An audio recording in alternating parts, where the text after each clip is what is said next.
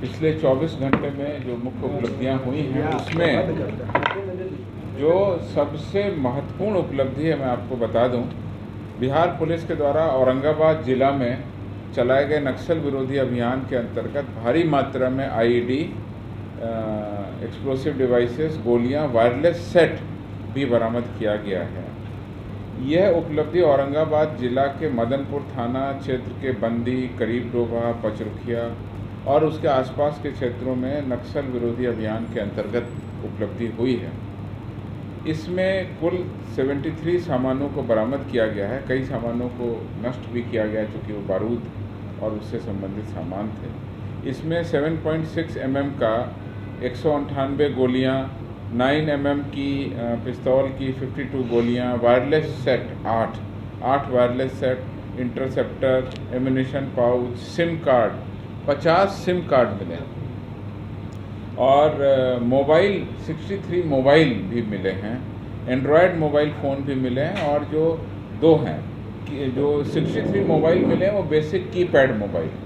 तो ऐसा लगता है कि इनके द्वारा कोई बड़ी योजना की जाने वाली थी और इस मोबाइल का उपयोग आपस में वार्तालाप करने के लिए या नए साल में या उसके आसपास कोई बहुत बड़ी गतिविधि को अंजाम देते, उसके पहले ही अलर्ट बिहार पुलिस के द्वारा और केंद्रीय पुलिस बलों की मदद से ये बहुत बड़ी उपलब्धि हुई है। उसमें आप समझिए कि मोबाइल फ़ोन के साथ साथ इंटरसेप्टर, कैमरा फ्लैश, जिसका अधिकतर उपयोग बारूदी सुरंग को उड़ाने में किया जाता है, वायरलेस सेट और गोलियां बरामद हुई हैं जो उनके मंसूबों को बताती हैं। जैसा कि आपको पहले बताया गया है कि लगातार बिहार पुलिस द्वारा नक्सली तत्वों के विरुद्ध अभियान चलाया जा रहा है। गया का क्षेत्र हो, औरंगाबाद का क्षेत्र हो या जमुई और लखीसराय का क्षेत्र हो, उसमें लगातार पुलिस की उपलब्धियां मिल रही हैं। और इसी थाना क्षेत्र में पहले भी आपको बताया गया था, आसपास के इस पूरे इलाके में किस तरह से नक्सलियों का पूरा खजाना पुलिस ने रिकवरी किया था, उसमें पूरा कैश बॉक्स उनका मिला था। तो ये हमारी बहुत बड़ी उपलब्धि है, इसको मैं आप लोगों को बताना चाहता हूँ। इसके अलावा मेरे पास में पिछले प्रेस कॉन्फ्रेंस में मैंने आपको नवंबर महीने में वज्र की जो उपलब्धि थी, हमारी जो वज्र टीम थी उसकी उपलब्धि बताई थी। ऑपरेशन प्रहार के अंतर्गत एक दूसरा हमारा कंपोनेंट है एंटी लिकर टास्क फोर्स, और एंटी लिकर टास्क फोर्स के द्वारा जो नवंबर में कार्रवाई की गई है वो भी मैं आपको बताना चाहता हूँ। संक्षेप में मैं ये बताऊँगा कि एंटी लिकर टास्क फोर्स के द्वारा नवंबर महीने में 10,541 गिरफ्तारियां की गई, जो अक्टूबर महीने में कुल गिरफ्तारी 8,672 की तुलना में 21.5% अधिक। तो इस प्रकार से आप देखेंगे कि हम लोगों ने नवंबर में लगातार छापेमारी की और गिरफ्तारी की। कुल आप लोगों को बता दें कि एंटी लिकर टास्क फोर्स जो हमारी ज़िलों में बनी हुई है उनकी संख्या 215 है। नवंबर महीने में ही 56,000 लीटर देशी शराब, करीब 64,000 लीटर विदेशी शराब और 2,158 शराब की भट्टियों को ध्वस्त करने की कार्रवाई इस एएलटीएफ के द्वारा की गई है। जैसा कि आपको बताया, कुल गिरफ्तारी 10,541 है। सबसे ज़्यादा जो अभियुक्त गिरफ्तार किए गए हैं उनकी संख्या 5 जिले जो हैं, जिसमें भागलपुर में 1,158, मुजफ्फरपुर में 934, बक्सर में 834, कैमूर में 642 और गया में 531 अभियुक्तों की गिरफ्तारी की गई। सबसे ज़्यादा जो शराब बरामदगी है अगर लीटर में हम देखें तो हमारे पास 5 ज़िले हैं। मधुबनी में 11,054 लीटर, वैशाली में 9,533 लीटर, कैमूर में 9,094 लीटर, मुजफ्फरपुर में 8,512 लीटर और बेगूसराय में 7,289 लीटर शराब बरामद की गई है। और ये हमारी बहुत उपलब्धि है। इस वर्ष दिसंबर में भी हमारी लगातार कार्रवाई जारी है। इसका आंकड़ा हम जैसे ही दिसंबर समाप्त होगा या हमारे पास में आएगा हम आपको अवगत कराएंगे। नए वर्ष पे और उसके आसपास इस मौसम में किसी भी प्रकार की शराब को लेकर के जो स्टोरेज है, मूवमेंट है, ट्रांसपोर्टेशन है, सेल है, उस सब पर हम लोग की कड़ी निगरानी है। इसके लिए एएलटीएफ और संबंधित थानों को विशेष निर्देश दिए गए। आपको मैंने बताया था कि किस तरह से हमारी सुरक्षा व्यवस्था है। आज पंचायत का द्वितीय चरण की काउंटिंग भी हो रही है, शांतिपूर्ण चल रही है। द्वितीय चरण का चुनाव भी शांतिपूर्ण संपन्न हुआ। प्रथम चरण का चुनाव और उसकी काउंटिंग भी शांतिपूर्ण समाप्त हो गई है। उसके अलावा बोध गया में जो हमारा कार्यक्रम चल रहा है, इसमें अंतर्राष्ट्रीय लोग भी आ रहे हैं और गुरु गोविंद सिंह जी के महोत्सव से संबंधित जो सारे प्रोग्राम हैं उस पर भी लॉ एंड ऑर्डर के लिए पर्याप्त अरेंजमेंट किया गया है। नव वर्ष पर यातायात सुरक्षा और विधि व्यवस्था संचालन के लिए पटना पुलिस को अतिरिक्त 6 कंपनी उपलब्ध कराई गई है। इसके द्वारा पटना विशेषकर शहरी इलाकों में तमाम ऐसे इलाके हैं जहां पर नव वर्ष में लोग जाते हैं, पार्क हैं, उद्यान हैं, हिस्टोरिकल प्लेस है, गंगा नदी के किनारे, उस पर सुरक्षा व्यवस्था बनाए रखने और आपके चैनल के माध्यम से ये अनुरोध करूंगा कि सभी लोग हर्ष के साथ में नव वर्ष का स्वागत करें, उल्लास से मनाएं। कहीं पर किसी भी तरह की भीड़ भाड़ अनावश्यक न करें। जो पुलिस बल हैं उनके निर्देशों का, यातायात के निर्देशों का पालन करें और नौका संचालन को लेकर के हर ज़िले के अलग अलग निर्देश हैं, उस पर पूरी तरह से ध्यान दें और कई जगह पर नौका संचालन पर बैन लगाया हुआ है तो उसका भी पालन करें। अनावश्यक भीड़ भाड़ और आपाधापी करने से ही कोई दुर्घटना होती है, उससे बचें।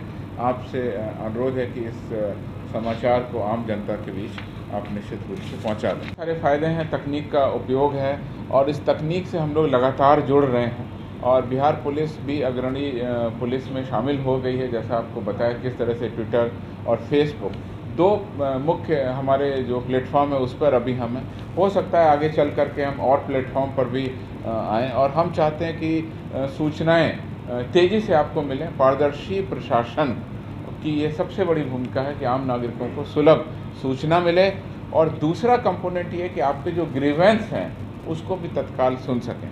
वैसे तो बहुत सारे आपने देखा कि मैकेनिज़्म है, जनता के दरबार में बहुत सारे पिटीशन आती हैं, हमारी ऑनलाइन वेबसाइट पर बहुत सारे लोग पिटीशन डालते हैं, फैक्स ईमेल के माध्यम से लोग पिटीशन देते हैं। आज शुक्रवार है और पता है आपको कि पुलिस मुख्यालय में आज के दिन बहुत सारे लोग आते हैं अपनी बात कहने के लिए। पुलिस महानिदेशक महोदय और बड़ी पदाधिकारियों से मिलते भी हैं। आज भी आपने नीचे देखा है कि बहुत सारे लोग आए हुए हैं। तो हम चाहते हैं कि वो ना आएँ या उनकी समस्याओं का पहले निदान हो। सोशल मीडिया का भी उपयोग करें, उनको फिजिकली आने का वो कष्ट ना उठाना पड़े। इसके लिए बहुत बड़े अरेंजमेंट की ज़रूरत है। हम लोग सिस्टम पे काम कर रहे हैं, लोगों से जुड़ेंगे और लोगों के बीच अपनी बातों को ले जाएंगे और लोगों के साथ मिल करके एक स्वच्छ पुलिस प्रशासन और जो है शांति व्यवस्था बनाए रखने की कार्रवाई करने का भरपूर प्रयास हम 2023 में करेंगे। सर, गया वाले मामले में जो 2 मामलों का आपने उल्लेख किया है, दोनों मामलों में कांड दर्ज कर दिया गया है, वैधानिक कार्रवाई की जा रही है और दोनों मामलों का अनुसंधान हमारी जो विशिष्ट इकाई है वो कर रही है। तो वो लोगों की टीम लगी हुई है और नियमानुकूल सब कार्रवाई होगी। तो क्या हमारा 2.5 महीने तक कई जगहों पे हुई है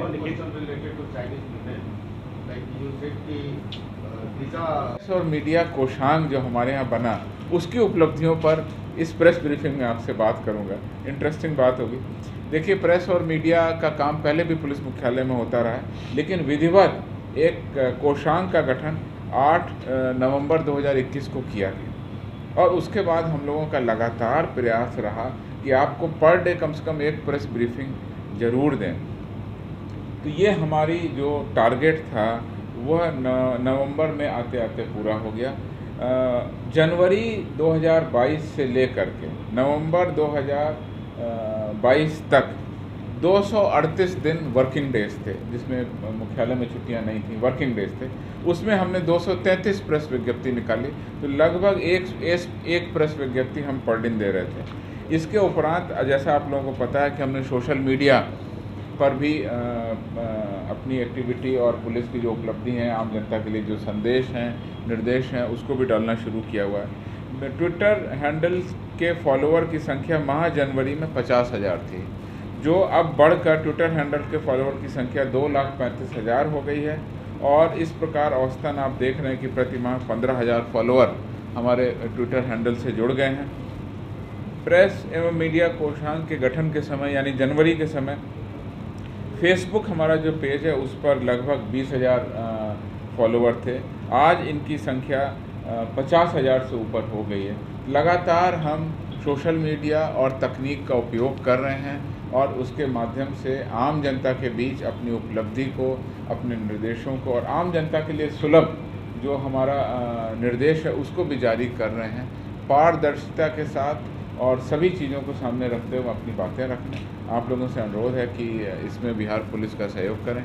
आम जनता से ये अनुरोध है कि बिहार पुलिस के फेसबुक पेज पर अपना कोई सुझाव है आप निश्चित रूप से दें। जैसा कि मैंने आपको बताया था, एक सिस्टम अभी डेवलप किया जा रहा है। शीघ्र ही हम आपके कमेंट्स पर और आपके सुझावों पर किस तरह से हम कार्रवाई कर रहे हैं उसका भी जवाब देंगे। और आप लोगों से जैसा पहले प्रेस कॉन्फ्रेंस में कहा गया था, बिहार पुलिस का अपना एक वेरीफाइड अकाउंट है और वो सरकारी एक व्यवस्था का इसका दुरुपयोग अगर कोई निजी संस्था या कोई भी निजी व्यक्ति बिहार पुलिस के नाम से बिहार पुलिस के लोगो, चित्र, फोटो इत्यादि से अगर चला रहे हैं तो उसको बंद कर दें। 1 जनवरी तक हमने उनको समय दिया था, आज फिर उस बात को रिपीट कर रहा हूँ। उसके बाद हम लोगों को बाध्य होकर कानूनी कार्रवाई करनी पड़ेगी। बिहार पुलिस का अपना अधिकृत अकाउंट है, उसको रहने दें। आप अपने किसी नाम से चलाएं, बिहार पुलिस का लोगो या उसका फ़ोटो या उसका जो हमारा लोगो है, या कई बार सरदार पटेल का फ़ोटो लगा करके लोग चला रहे हैं, वो न चलाएं, वो नियमानुकूल नहीं। आपको कल मैंने सूचनाएं दी थी। एक चीनी महिला के बोध गया में होने की सूचना जैसे ही बिहार पुलिस को मिली, बिहार पुलिस के द्वारा तत्काल कार्रवाई करके और उसको ट्रेस किया गया, उसको लोकेट किया गया, उसके बाद में उसको डिटेन किया गया। उससे कई चरणों में पूछताछ हुई है। अभी तक ये मामला वीज़ा ओवर स्टे का बनता है। उसका वीज़ा वैलिड था, 90 दिनों के लिए ही उसको भारत में रहने की परमिशन थी, लेकिन पिछले लगभग 2 वर्षों से वो महिला, चीनी महिला जिसकी उम्र लगभग 50 वर्ष है, वो रह रही थी। इस प्रकार से वीज़ा के नियमों का वायलेशन किया गया। मेरी अभी तक की जो प्राप्त सूचना है उसके अनुसार जो इससे वीज़ा से जुड़े जो हमारे पदाधिकारी हैं केंद्र सरकार के, उनके द्वारा उसके वीज़ा को कैंसिल किया गया है और अब नियमानुकूल जो उसको डिपोर्ट करने की कार्रवाई या अन्य जो भी कार्रवाई है अब उनसे विचार विमर्श के बाद में बिहार पुलिस करेगी और उनको पूरा सहयोग करेगी। मैं आपको इतना बताना चाहता हूं कि जो भी इस तरह की सूचनाएं मिलती हैं, मैंने आपको हमेशा कहा, अन्य राज्यों की सूचनाएं हों उस पर बिहार पुलिस तत्पर रहती है। केंद्रीय संगठनों से कोई सूचनाएं हो, हम लोग लगातार तत्पर रह के कार्रवाई करते हैं और ये उसका एक अच्छा उदाहरण है। नहीं, क्या इनपुट था, क्या तथ्य हैं, ये मीडिया से शेयर करना जब ज़रूरी होगा हम लोग करेंगे। अभी हमने आपको बताया, उसको ट्रेस करना, उसको लोकेट करना, उसको डिटेन करना, उसको इंट्रोगेट करना, ये सारी कार्रवाई बिहार पुलिस ने की है और अब आगे जैसा अभी तक मामला आया है वो हम लोग कार्रवाई कर रहे हैं। दलाई लामा की सिक्योरिटी को लेकर एडिशनल कुछ किया गया? देखिए, वो एक अलग विषय है, ये एक अलग विषय है। जैसा मैंने आपको पहले कहा कि परम पावन दलाई लामा जी का बोधगया प्रवास चल रहा है, उस पूरी अवधि में पर्याप्त पुलिस बलों की प्रतिनियुक्ति, पुलिस पदाधिकारियों की प्रतिनियुक्ति, सुरक्षा उपकरणों की प्रतिनियुक्ति की गई है और प्रोटोकॉल के तहत सभी व्यवस्थाएं की गई। Thank you. इस तरह के लोग अपना पोस्ट डालते रहते हैं। किसी भी इस तरह का पोस्ट डालना जो भ्रम पैदा करे, जो समाज में भ्रम पैदा करे, कई लोग ये समझते हैं कि ये बिहार पुलिस का अधिकृत वेबसाइट है, तो उसके लिए ये निर्देश दिया गया। हम लोग निश्चित रूप से इस पर विचार करके कार्रवाई करेंगे। सर, एक नारकोटिक्स की रिपोर्ट आई है कि बिहार में ड्रग्स सिंडिकेट काफ़ी सक्रिय हो गया और बरामदगी भी उनके पास है। बिहार सरकार का अपना डाटा क्या कहता है?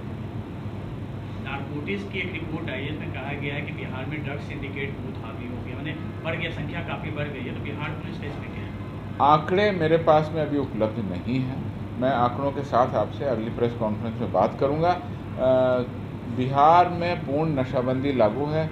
मद्य निषेध के लिए एक स्पेसिफिक पोस्ट बना हुआ है आईजी मद्य निषेध का, वो कार्रवाई करते हैं, मद्य निषेध विभाग से कोऑर्डिनेशन करते हैं। इसी तरह से जो आपने कहा नशीले पदार्थ जिसमें गांजा, चरस इत्यादि शामिल हैं, उसके लिए आर्थिक अपराध इकाई नोडल है और वो बाकी विभागों से समन्वय करती है। उसमें 3 तरह की विशिष्ट कार्रवाइयाँ वो करती है। एक है लोगों को अवेयर करना, हर साल लोगों को अवेयर करना, पोस्टर से, सेमिनार से, लोगों के माध्यम से जो लगातार ईओयू करती है। दूसरा कार्रवाई है इंटेलिजेंस गैदर करना और तीसरी कार्रवाई है कि नशीले पदार्थों का कहीं भी ट्रांसपोर्टेशन हो रहा है तो उसको रोक करके उस पर केस दर्ज करना, लोगों को गिरफ्तार करना। तीनों दिशाओं में कार्रवाई हो रही है और बिहार पुलिस का सही आंकड़ा क्या है, किस तरह से कार्रवाई है, मैं डिटेल में आपको अगली प्रेस सर एक अंतिम सवाल सर, ये लो मुंह मीठा करो, आज मैंने अपना जॉब छोड़ दिया, अब हम पूर्णिया वापस जाएंगे। जॉब छोड़ दिया है? मतलब ये घर कैसे चलेगा? हम करेंगे क्या? और माँ बाबूजी क्या बोलेंगे? इसलिए मैं एक और मिठाई का डब्बा लाया, अपने बिजनेस के लिए लोन अप्रूव हो गया। अरे लोन अप्रूव हो गया वो तो ठीक है, लेकिन पूर्णिया में हम रहेंगे कहाँ? अपना घर भी तो नहीं है वहाँ। इसलिए तो एक और मिठाई का डब्बा अलग से लाया हूं। हमने पूर्णिया में घर ले लिया है, पूर्णिया के ई होम्स पैनोरमा में। पूर्णिया में पैनोरमा ग्रुप लेकर आए हैं ई होम्स पैनोरमा, बड़ा घर, आलीशान जिंदगी और अत्याधुनिक सुविधाओं के संग। अरे अरे, अब क्यों मुंह मीठा करवा रही हो? क्योंकि हम घर वापसी जो कर रहे हैं। घर वापसी की खुशी पूर्णिया में ई होम्स पैनोरमा के संग। E Homes Panorama, luxurious lifestyle redefined.